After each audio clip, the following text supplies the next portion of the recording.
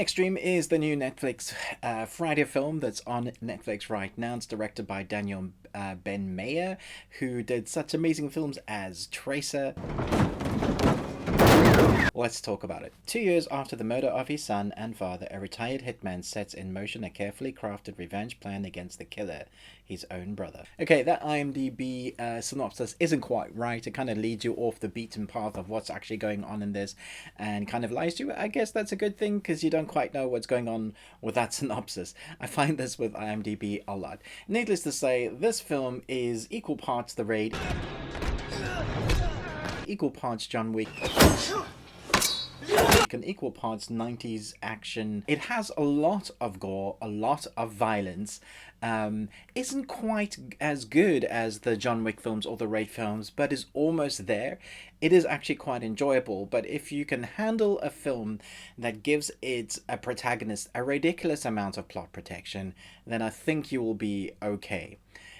It's one of those films where your protagonist, especially right at the beginning, we have this opening action sequence where we see the guys we're following. I don't necessarily know that they're the good guys, but there's two main guys that have plot protection in a particular moment, and they're taking out a horde of henchmen, about 50 or 60 of them, and every single shot they shoot is a headshot. And never mind that the henchmen have AK-47s, shotguns, those kind of weapons. They're missing all over the place and don't get hit, and those shots might get close to them, but every other shot from our protagonist hits headshots and they just die. And you're like, wow, damn, are these like the best of the best of the best, sir?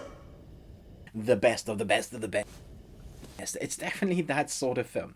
However, when it comes to the close combat, the kind of UFC, Krav Maga, mixed martial art fighting, choreographed sequences, they actually are a lot of fun and really brutal. And if that is your type of film and you're looking for something to sate your desires until we get like John Wick 4 and 5 or The Raid 3, then this will probably do it for you. It's not as violent or as well choreographed as some of those films, or well executed, and I think that just comes down to budget. With the budget that they had, it works out very well. I think the main protagonist, our anti-hero, he has a great gruff beard, and you are on his side. It's definitely that sort of storyline. Something goes wrong, a family is hurt, and then you want revenge for our main protagonist. And that's basically the story, and that's all you need. You don't really need much more from a story revenge plot like this. However, we do get a little bit more on. There's a kid that is drug dealing. He's up to no good, and our anti-hero hitman, not hitman character kind of takes him under his wing, and their lives get embroiled together. There's also a daughter, not daughter character that is a part of this core group, and this band try and take down the bad guys. That's about it. I will say, however, the bad guy, the kind of the main bad guy, the brother bad guy in this film, is crazy, and he comes across as mentally insane. He's a very two-dimensional crazy bad guy. You know that he's mentally unstable, and he'll kill anything that looks at him or blinks at him in the wrong way. In fact, if he's having a bad day, if he's eaten a bad egg, then he will probably kill you because of that reason. And so that is the character that we get. So not very well fleshed out, but he plays the crazy character very well. So you're not going to get very well fleshed out characters here, but what you will get is those choreographed scenes, those action scenes that are pretty much throughout the entire film.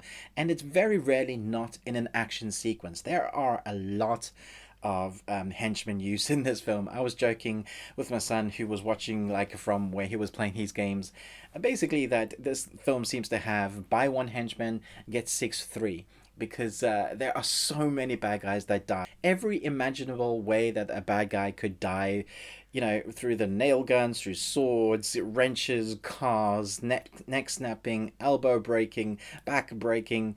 Yeah, it's like a video game where you start off taking out the 100 bad guys, and you know, the next level up, they slightly harder. The next level up, there's a ninja that you or boss level. You're like, how am I gonna get past that? You get past that, and it's the next double boss level. It's basically that. There are definitely like plot issues, plot protection, stuff that I noticed that didn't quite work or were just missed. There was one shot where a bunch of computer screens are on while they're doing hand-to-hand combat fight sequence. The next shot, the computer screens are off, and then the next shot, the computer screens are on. You're like, oh, okay, there's continuity issues. I'm not gonna think about that too much. I'm just gonna enjoy for the mayhem and martial art violence that is a revenge action story. And if you're in for that, if you want that, you're going to enjoy it. I watched it with the original language. I tried listening to the dubbing. I didn't handle that very well. I think it lasted about a minute. That just makes the film much worse.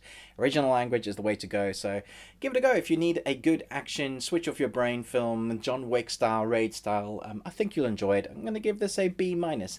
Let me know in the comments below what you thought about this film. Thanks so much for watching, but most of all, until next time, remember, live long and Tuesday.